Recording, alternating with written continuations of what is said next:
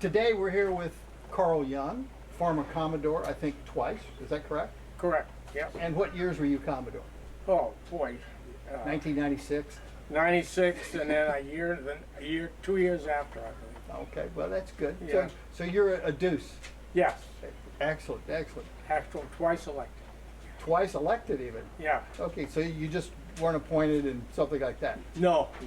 Actually had a A viable election.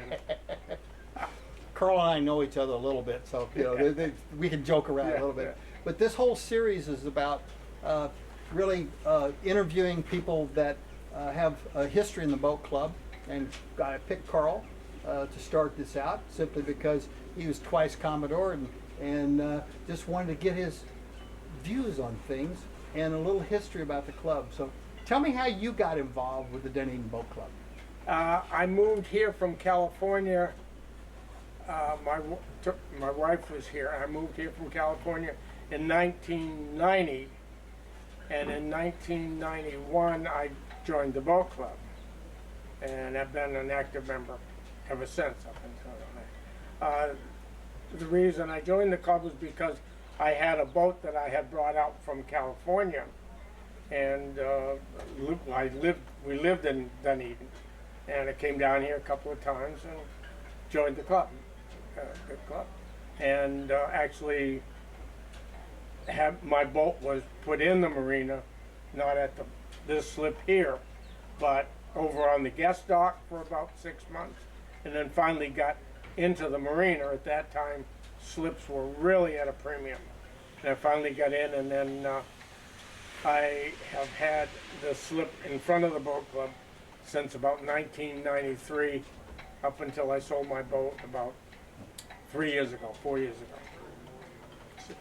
So you had quite a little history. And speaking of boats, I remember at one time one of the last boats I remember you having was this very small boat that was converted into a tug. You want to tell us about that a little bit? Yeah, I like to build refurbished boats, and so over at Clearwater Beach, there's the tugboat that's over there. Yep. So I decided I wanted a tugboat. So I went over and went to Compact Yachts, and they had an old 16-foot hull.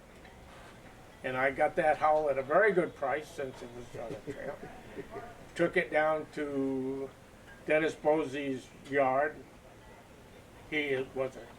And my friend Howard and I built a replica of the boat club in the form of a tugboat. So I built a replica of the tugboat in Clearwater Beach. The little toot? Yeah. Yep. This was a replica of a little toot. And we were that boat was used, and I won, in the boat parade, I won a prize for that.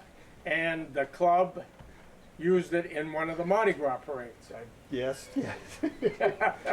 You wouldn't happen to have any pictures of that laying around, would you? Yes, I do. Oh, you do? Well, good, because when you're telling them about that, we're going to have those pictures flash up. Yeah, I've got a picture of that, and I've also got a picture of that was in the newspaper.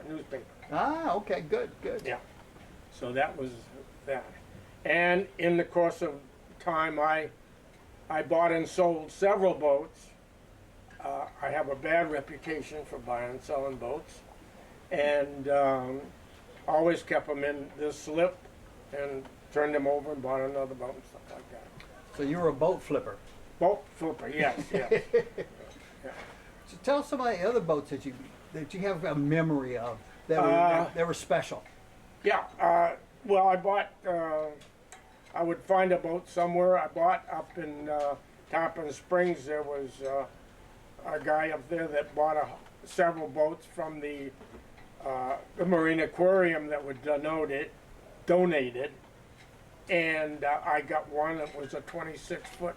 I forget the name of the boat, but I refurbished it, put it in my slip here for about 5 or 6 months, sailed it and raced it. So that. I also acquired a little trawler in Maine. Wow. And it was an Auburn trawler. Had it shipped down here. I refurbished that and I kept that boat in the slip for about 6 months.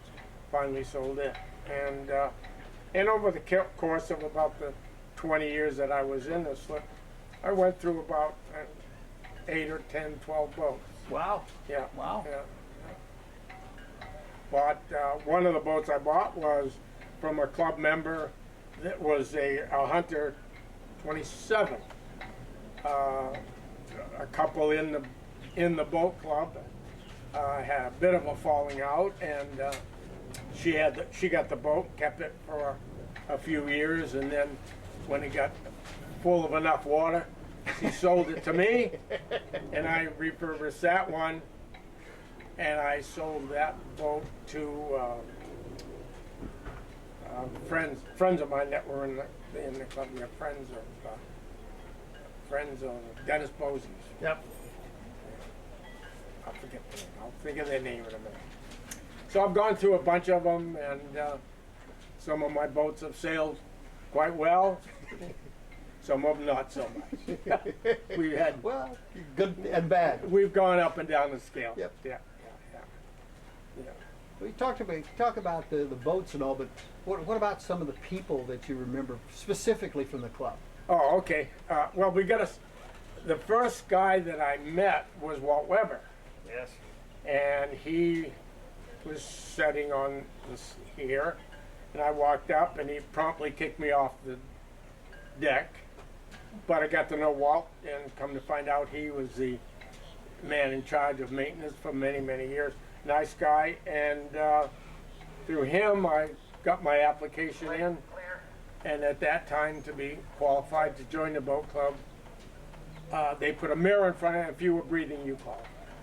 But that time it was just a small membership, like there were like 30 members at that time. Wow. Yeah. And then as time went by, I met, we met, oh God, I'm trying to think of some of the guys I met way back when.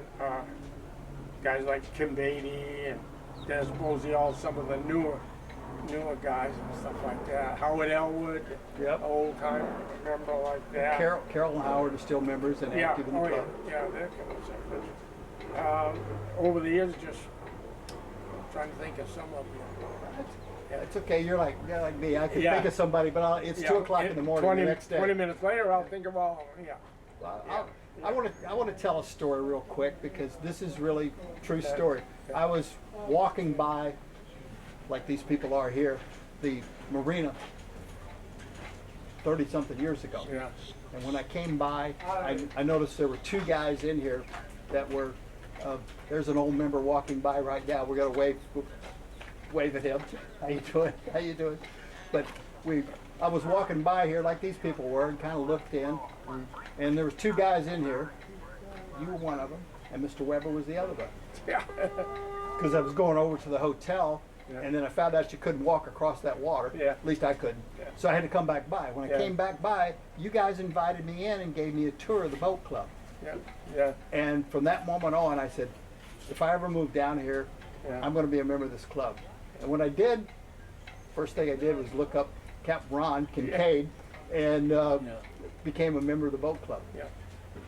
I've threatened that they say that I have my sponsor's name is like on a third of all the people in this boat club, but it only says that I'd sign my name to about anything. But realistically, yeah, it's been a lot of people have walked by this club, and the word was out. This was, if you like boating, this was the club to be in. That's true. That's true. This was the club to be in. Well, I noticed you've got on a 2000 Dunedin Boat Club Yacht Racing Survivals. Well, yeah. Tell us about that. Well, for a while there, I was race chairman for about 3 years in the interim, and like all the races, you get T-shirts were made, and of course the day of the race, and prior to the race, you bought a T-shirt for your crew and stuff. At that time, they would be like $15 or $20. The day after the race, you could get it for $3, and so over the period of years, I acquired a lot of these. This one is in good shape. This was what 20, 20, so Yeah. this is about 2000. 10. Yeah. Yeah, so it's been a while. 21 years ago, Yeah. give or take. Yeah, plus or minus. Yeah. Yeah. So that was fun. You collected. My portion of the race was, I really enjoyed it. There was a little dip, and so myself and one of the members named Jim Tilges Yep. and we started working on it. But we got it built up quite well after the third year. This boat club actually owns and has logged in with the Coast Guard a race course down off of Clearwater Beach down there. And at one time we set 5 boys that are recorded with the Coast Guard. Unfortunately, that course only lasted about a year, maybe 2 year and a half at the most, because most of the boys got stolen, but they were built for us, cylindrical boys. I think there used to be one of them still around here. Somebody found one of the boys up in Tarpon Springs somewhere. Wow. But there were 5 boys laid in a circle, and the only way we could do that was we had to record that with the Coast Guard, got approval for it, and we made the boys up, all fancy hardware and stuff like that. Used them for about a year. Clearwater Beach used them also, but then they just disappeared. Wow. About when was that approximately? You remember? But Back in the 90s? no, late mid '80s, something like that. No. Wow. Yeah. Wow. Any other particular races that you remember that you were on? Yeah. One time we were doing what I don't know what it's called now, but the Michelob Cup that used to be from here up north, and I was navigating for. He was actually a customer. I had worked on his boat, done a lot of work for his boat, and we had a new GPS on it that he had bought but didn't know how to make it work, so and it was in the middle of the night, night race, and we had a couple of kids up on crew. I think the boat was like a 40 foot or something like that, and the kid was up forward, and the wind was blowing pretty good, and he slipped, and we looked up and he was gone. Come to find out he was hanging on the rail, and he almost went over, completely over. That was probably the scariest I've ever been on as far as losing a crew. Wow. I'll never forget that. That was, yeah, and it was night, dark, miserable, stuff like that. Then I just happened to be a board navigator, so Michelob Cup. Wow. We'll have to look that one up too. Yeah. We'll put that in here too. Yeah, I don't know what they don't call it Michelob Cup now. It's something else. Yeah. The big races. Yeah, that was good. Good race. I don't know. Any particular issues you remember when you were Commodore that came up that you had to handle? Issues. Let me. I'm trying to think. What we had not to pick on one guy, but our friend Walt Weber. Walt is a legend in this club. He is, and if it wasn't for Walt Weber, this building would not exist. He was the maintenance of this building, and he took it very personally. And Walt felt certain things that if you agreed to leave the building at a certain time, so he had an issue with the windlasses, and every time they didn't do something right, when I was Commodore, I'd get a call from the windlasses, and then I would have to come down, and Walt would have the door locked or something, that issue and something like that. But that was my main That's your memory. memory that I can during my term. The other one was just keeping the. We were a very young club back then. Our membership was limited to about 50 to 60, 70 at the most at that time. So getting people to join at that time. One thing that I always remember that really struck me was at that time there was a progression to become Commodore, and you started out at the board and you spent a year there. Then you started out at Vice Commodore for a year, And then it was kind of a tradition that you did the progression. You went from vice to rear to commodore. And I often thought, boy, by the time I got to commodore, I had a college education, you know. And it was, you know, and it was, sometimes it was like, commodore was like trying to herd cats, you know, keeping things in mind. Somebody's always got a bit of an issue on something, but everybody had their one issue and they got like that. The one time that we did have a problem, I was helping Dennis Posey was the commodore at the time, and at that time we were running a little tight on finances. Now, what was your balance back then? That was my next question. Oh, right. When I was commodore in this boat club, my wife Joyce was in charge of social, and we gave her the budget for that year, and she had up to $1,500 Wow, for the entire year. big money. Yep, big dollars at that time.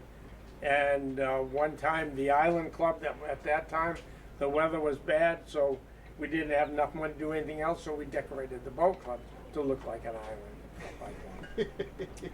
So that got us away. That was one of the things. It was always, but what happened was when Dennis and I decided we were going to raise the dues.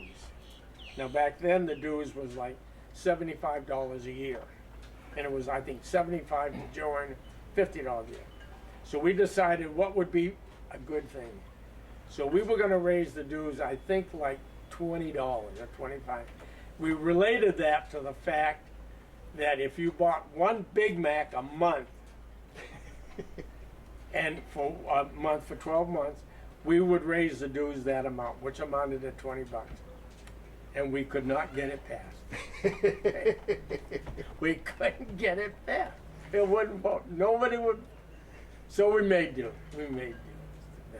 Yeah. And we took care of the club ourselves. City didn't do anything. We were allocated.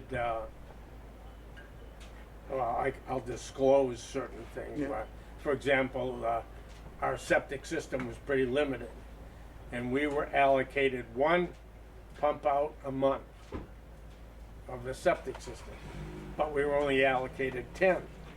So if we used, our septic system got too big, after the 10, we had to pay for it ourselves. And that was an issue. We had to look at it. I think that was some big money, Oh probably. yeah, pumping out back a then, septic yeah, tank. back then, yeah. Back then, yeah. Budgets were a problem all the time. Yeah.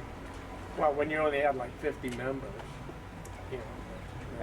Any particular members that jump out during that time period that you worked with, or that were kind of standout members in a good way? Yeah, God, it's hard to think back now. I wish it had told me that prior to the end of it. Well, that's no Yeah. fun. That's what an interview's about, Yeah. you know. Guys like Bob Faulkner. He was a big racing enthusiast. He was good. Trying to think of some of the other names of some of the other ones. The guys that had a Bob was a good racer. Because some of the newer ones, Kincaid and some of the new guys, Yeah. Dennis Posey and some of the later guys in my realm that did a lot for the boat club. Jim Till just did a lot for the boat club. Racing, Carroll and Howard Elwood did a lot. But way back then,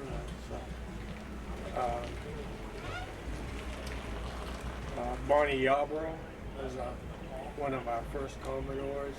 Happy Jordan. Yeah. She was. Then. Happy Marker's still very active. Yeah. They were, and Dorothy Connors. Yep. Yeah. Later a Commodore too. Yeah. She was. Those were times when the club was kind of growing. And, Jack Mallard.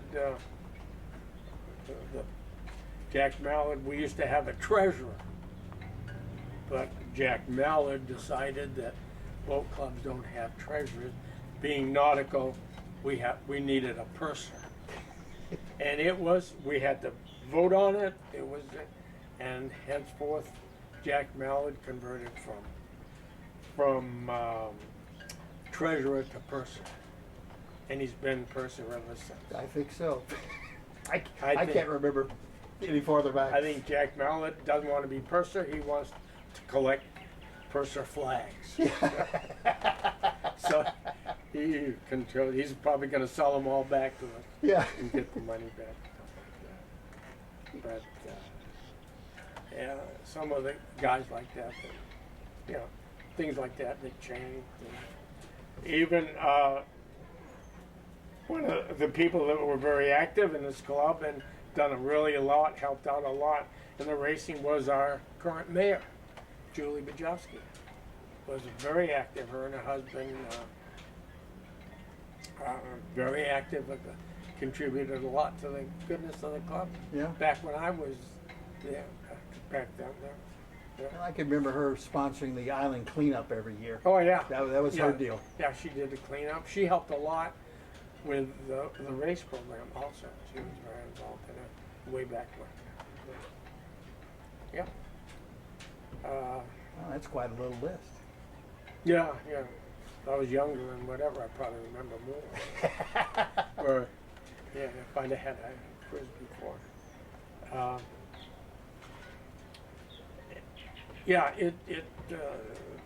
The one thing, and I'll tell you two things about that I am very adamant about this club, and that was when I joined this club, it was small, and it's probably the same way today.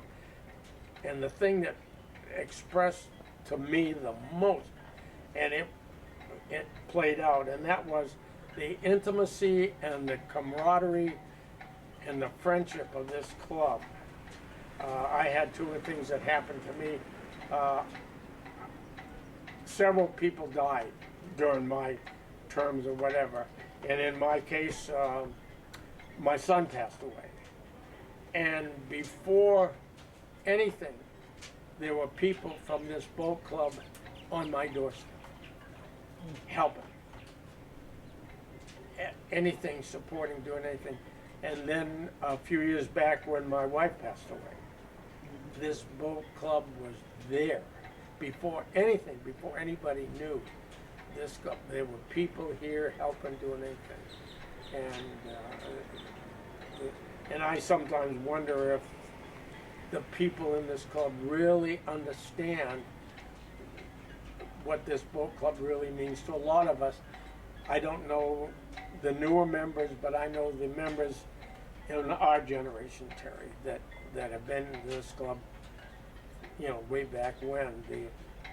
The real intimacy of this boat, the camaraderie of this boat club. They say sailors are camaraderie, but this boat club had it, and that was the one thing that I'll never ever forget and cherish for the rest of my life.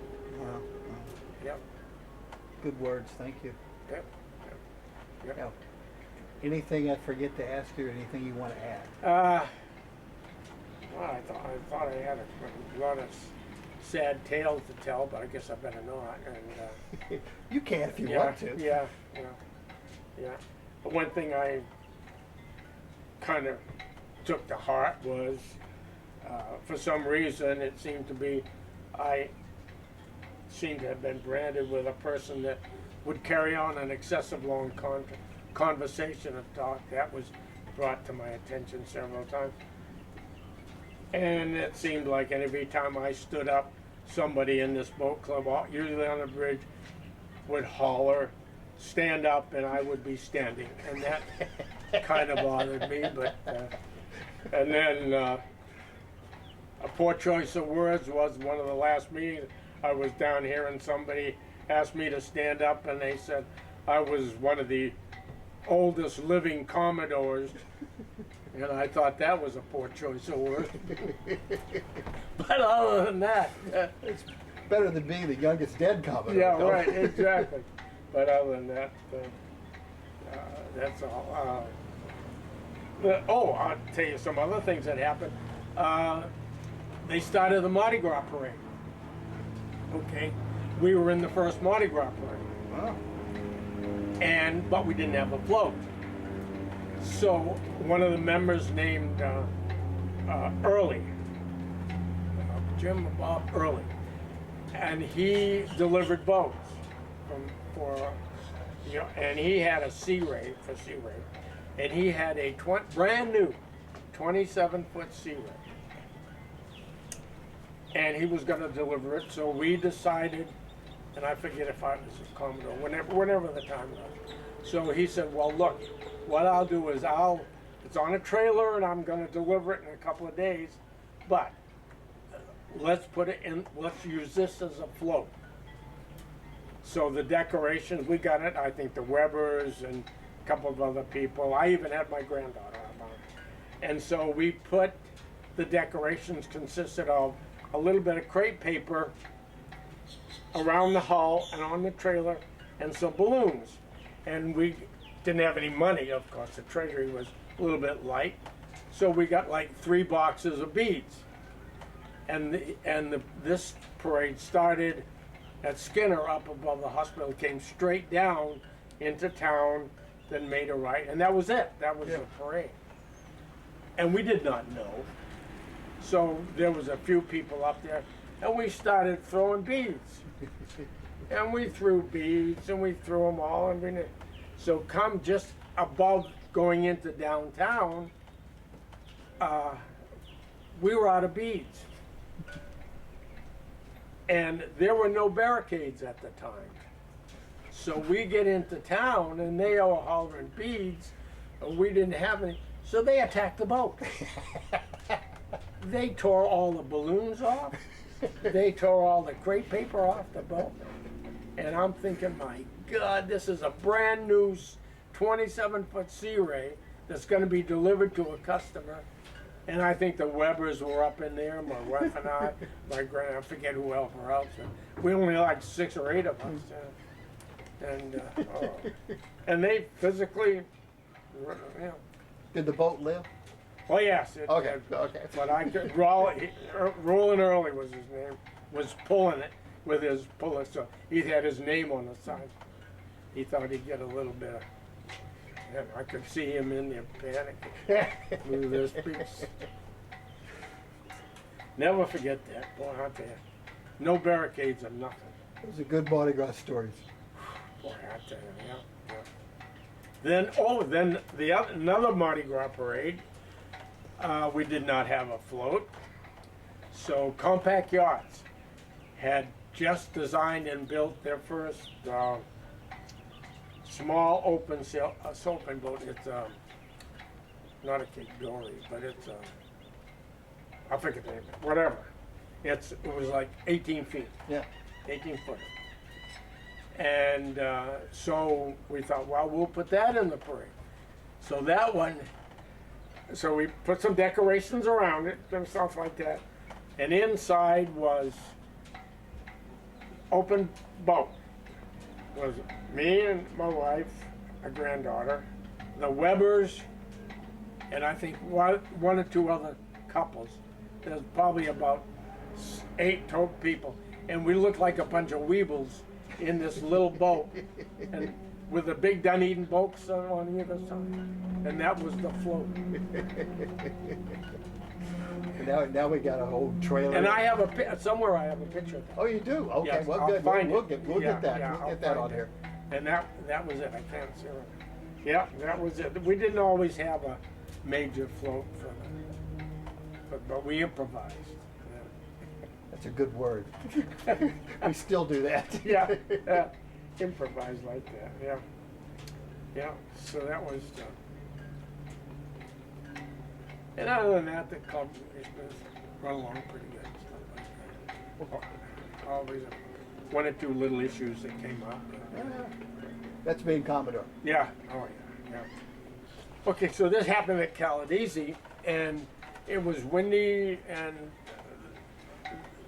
this boat was a bigger boat coming into the docks where the big boats were tied up, and the wind was blowing pretty good.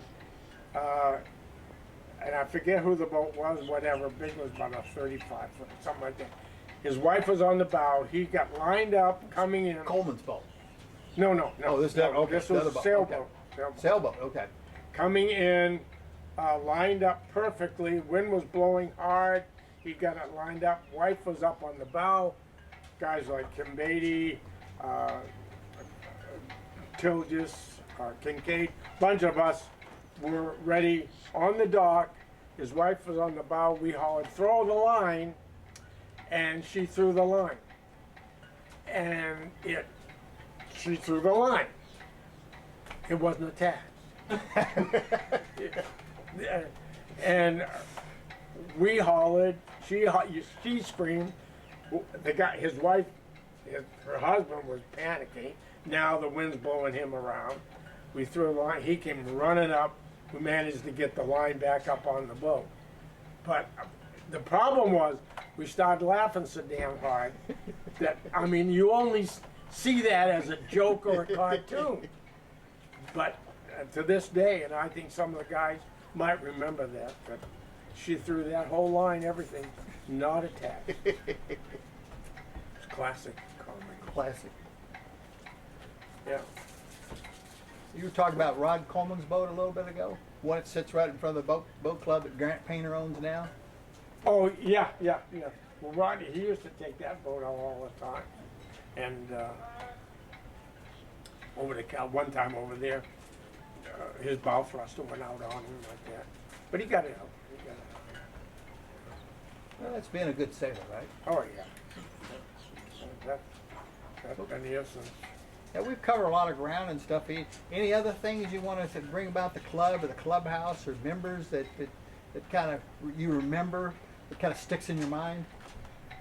Oh, well, that's things that we have to do. Of course, that corner of the building over there sank, and we spent, we couldn't get any money from the city, so we ended up jacking up the corner of the clubhouse. One time we decided to earn extra money, so we put a vending machine in the clubhouse, and that sank the middle of the clubhouse. I remember So that. we had to get that. I remember that. Then the ceiling caved in, so we spent a ton of whatever, and this club had the old asbestos ceiling tiles or whatever. That's when we tore them all down and opened it up, and that's stuff like that. And the one problem we used to have from the people over there was when Walt and whoever it was put the Christmas tree up top there. Yep. Sam does that now. Sam McVicker Oh, does it. Yeah, he does that now. If it's not lit at Christmas, the harbor master used to get calls from over there. In the apartments. The cliff dwellers over here. Yeah. Okay. They would call the harbor master, tell us the club's not lit. Put that up. Well, it's always good to have people watching out, make sure you Oh, do yeah. what you're supposed to do. Yeah. And as far as on the wall here, we had a good collection of people that went on the wall. At one time, the wall was all sailboats and stuff like that. Really? Yeah. Huh. Yeah, there were virtually no power boats on it. They were all sailboats. So the west wall rats were all sailboats back then? Yes, yeah. That was a classic. Do you know where that name came from? I've always heard it, but... God, I can remember it used to be when on a Friday night, my boat was right there where that boat was for almost 20 years. Friday night, we could come down and sit on that boat to work, and within 2 hours, there would be people would come down. There would be people always coming down there. And then for a while, Friday nights, we would just go inside with a dish or a hamburger, and then people come. Friday nights used to be kind of a gathering here, yeah. And then Rick and Marty used to. Remember Rick and Marty? Oh yeah, they're still members of the club. Yeah, they had their boat up there, and okay, I can't think of her name. She had a compact 23, and she bought a nice brand new woman, one of the women. Can't think of her name. She bought a compact 26, one of the few they made. Is that Sarah Urban, maybe? No, that's Wasn't Sarah? that's Sarah. Okay. This was up there. Okay. 26. Never took the boat out. Was a windlass. It was the committee boat. Sails were never put up on it. Brand new. The boat was immaculate. And one night, she was sitting aboard the boat during the day, and some people come up, and they said they were working on, I believe it was Rick and Marty's boat. And these guys went on, and she told them, talked to them, nice guys. They went over and took the outboard off of Rick and Marty's boat and left. And they stole it. And she stood right there and watched them. That helped them probably. Yeah. Yeah, that was. But the windlasses, of course, were always fun to deal with. I learned the hard way that they were, if you treated them nice, when they met on Thursday and they had party, because my boat was right here. Those never ate better in my life than when they had a party or whatever. Boy, they were nice. But Of course, they're still here. oh yeah. But the windlasses and Walt Weber clashed. I'll never. Well, I guess we'll record it and then I'll lie and you can swear to it. But Oh yeah. But I think they lease from the boat club a year, and I think, as I remember it, they have to be out of here by, I think it's 1 or 2 o'clock. And Walt Weber would come down here, And make sure. and at 2 o'clock, no matter what was in there, he'd shut the doors and lock them. And I would get a phone call from somebody, Walt Weber, and I would come down there, and I would say, Walt, there's nobody else going to use the boat club for the rest of the day. It's okay. Let them get their stuff out at least. But this was Walt Weber's boat club in his building, and boy, he took care of it. And we're gonna have to interview Walt too. Oh boy, get him out here. He'll tell you something. Walt Marion Weber. Yeah. Yep. Remember Mary. She worked. Walt drove the boat, and she'd be up on the bow with the line.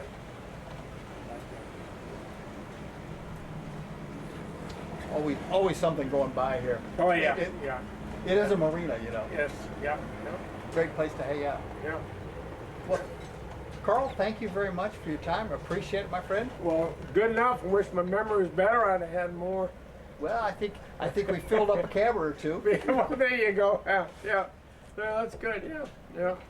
I thank you very much. We wave at the camera. Say goodbye. We will see you next time, and thank you. This is the first of our series of the history of the boat club, and hope you enjoyed it. Yeah. See you later. Thanks. Yeah.